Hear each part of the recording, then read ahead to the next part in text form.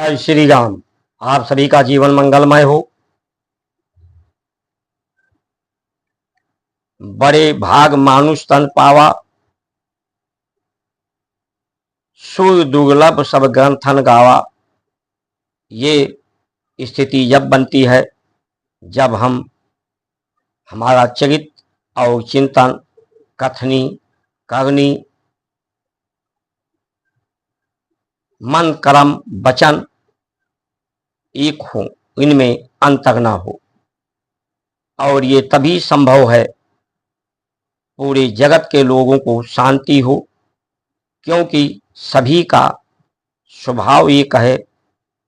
प्रकृति के प्रभाव और धरती के जो गुण हैं, इन गुणों के दोष विकारों से, प्रकृति के प्रभाव से मुक्त होकर ही, और ये मुक्ति का उपाय शारीरिक क्षमता, मानसिक क्षमता, बौद्धिक क्षमता, आध्यात्मिक आत्मिक क्षमता, शक्ति सिर्फ गुरु विद्या से ही प्राप्त हो सकती है।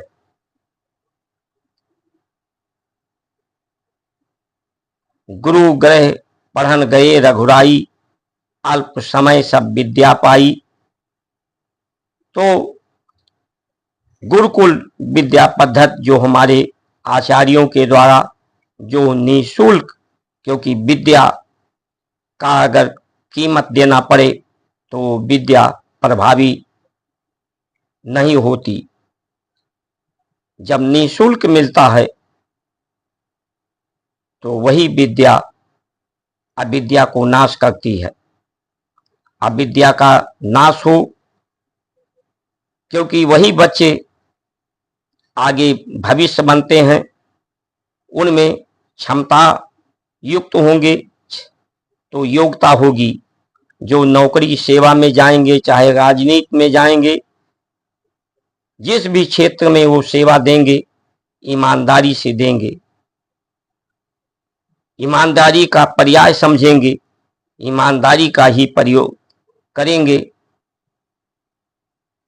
इष्ट को, ईमानदारी का पर्याय ही मतलब ही इष्ट, जो ईश्वर, ये जो स्वर चल रहा है, जिससे स्वर निकल रहा है, इस प्राणों के प्रति ईमानदार होंगे। इस गति को नियंत्रित, प्राणों की गति को नियंत्रित करने वाले होंगे। शरीर को आसन में नियंत्रित करने वाले होंगे।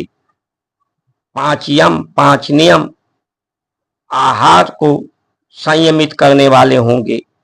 इंद्रियों को नियमित करने वाले होंगे। प्रकृति को संयमित करने वाले होंगे। तो क्षमतावान लोग, योग वाले व्यक्ति जिस भी क्षेत्र में रहेंगे, वहां पर पूर्ण जिम्मेदारी, ईमानदारी, समझदारी, बहादुरी के साथ, क्योंकि जिसको आत्मज्ञान, आत्म अनुभव होगा, वो इस शरीर से ज्यादा शरीर की सुरक्षा, बीमारियों से, प्रकृति की सुरक्षा, धरती की सुरक्षा, देश की सुरक्षा, जगत की सुरक्षा करेंगे और सब में संतुलन और सामंजस्य बनाकर रखेंगे। शरीर का प्रयोग संसार के लिए, सेवा के लिए, मन का प्रयोग प्राणों के ईश्वर के लिए, स्वर के लिए, जिससे लोक परलोक लोगों का सुधर जाएगा। ये जीवन धन्य भागी हो जाएगा। जीवन का पूर्ण काम होगा। पूर्ण काम होने से संतुष्टि, पुष्टि मिलती है। नहीं तो लोग पैदा होकर के रोने से लेकर जीवन शुरू करते हैं और पूरा जीवन मरते दम तक रोते हैं। आखिरी सांस तक रोते हैं, मरते समय रो करके दुनिया छोड़ते हैं। असंतोष के रूप में जो लोग बेईमान हैं, बेईमानी कर रहे हैं, क्यों कर रहे हैं? इस बेईमानी करने से, इस सुख सुविधा को प्राप्त करने के लिए, इस पद प्रतिष्ठा को प्राप्त करने के लिए बेईमानी जो दिन रात करते हैं, उन्हें क्या लाभ मिलता है?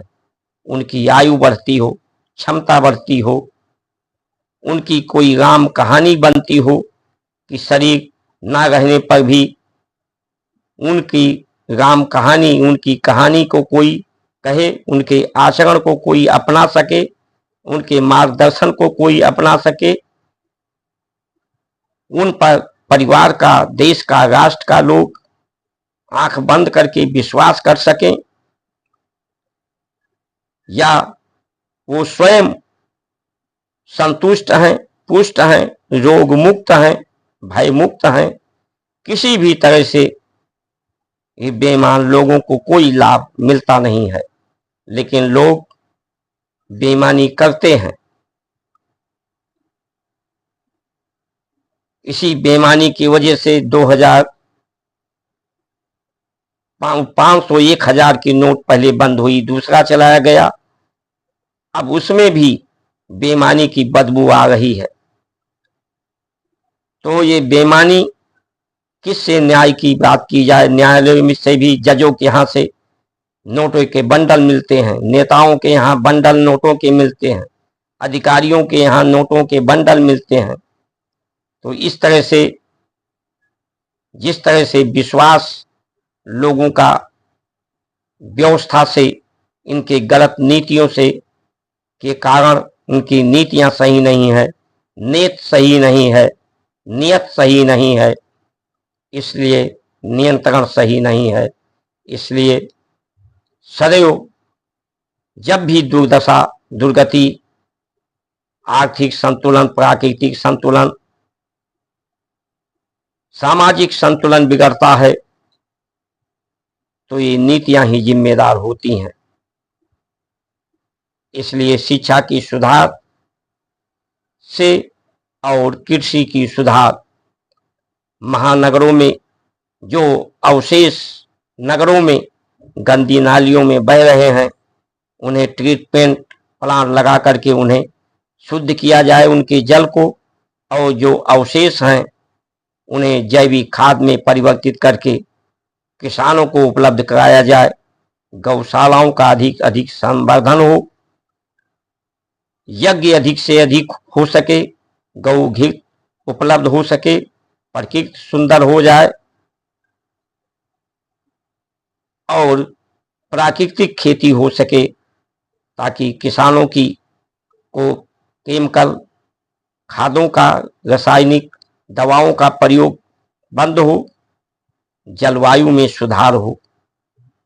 प्रकृति की सुधार, जलवायु के सुधार बिना मनुष्य का जीवन में सुधार नहीं हो सकता, उसके आहार में सुधार नहीं हो सकता, उसके व्यवहार में सुधार नहीं हो सकता।